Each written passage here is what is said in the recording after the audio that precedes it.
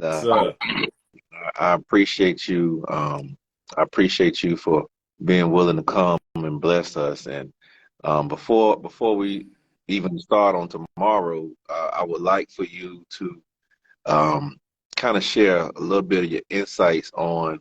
We've had some recent developments in the Black community, and I know how much you care about Black men, as I do. You spent your life really advocating for Black people, but particularly the Black man. And this, just a few days ago, we saw a mhm. video, a horrendous video, a heinous video of a terrible act of violence against one of our brothers, by our brothers. And we've seen how the media has tried to portray it. Um, just before I even add any commentary and questions, so what were your thoughts on seeing that, and what is that? What if anything do you think that reflects about where we are? It was sad. It was unfortunate, but I wasn't surprised.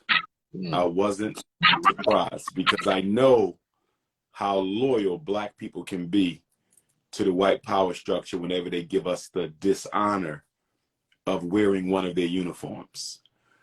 Psychologically, there's been research done on the power of identity and how it shapes behavior. The Stanford Prison Experiment by Philip Zimbardo, when he assigned random people to two different groups inside of a prison experiment.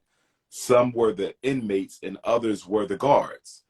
And he had to stop the experiment within a few days because the guards identified so strongly with being police that their behavior became reckless and dangerous. The inmates identified so strongly with being inmates in the prison that their behavior became reckless and dangerous. And the conclusion, one of the conclusions of this study was that context and identity and role, the role you are given, the research shows that when somebody gives you a role, a title, a responsibility, people often almost live up to the expectation of that role. So when you give a Black man a white police officer's uniform, we will take on the attitude, the persona, the energy,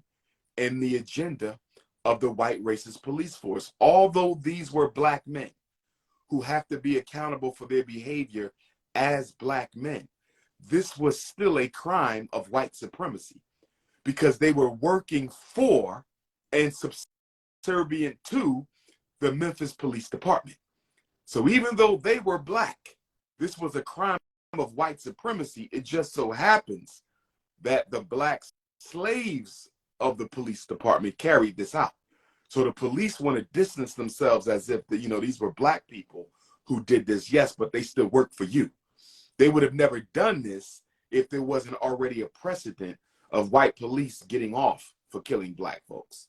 And I think the irony of this, and I'm happy they were held accountable, but I think the irony of this, Pastor, is the fact that the protections that are normally afforded to white police when they kill Blacks, none of those protections were afforded to these Negroes. I'm glad they weren't, because as Black men, you should have been more honorable.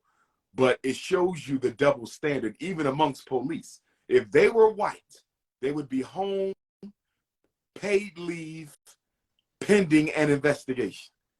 But because they were Black, they got lynched. And I'm glad they got lynched. But every Black cop needs to wake up and smell the coffee and understand that although you wear their uniform, you are not white. And you will not be given the complexion for protection.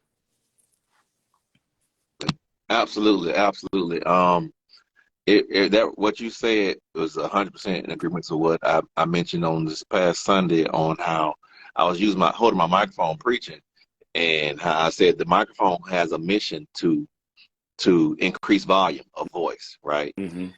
And the parts in the microphone, batteries, whether you use Duracell, whether you use Energizer, whether you use Everready, they are parts that go inside the machine. Yes, sir.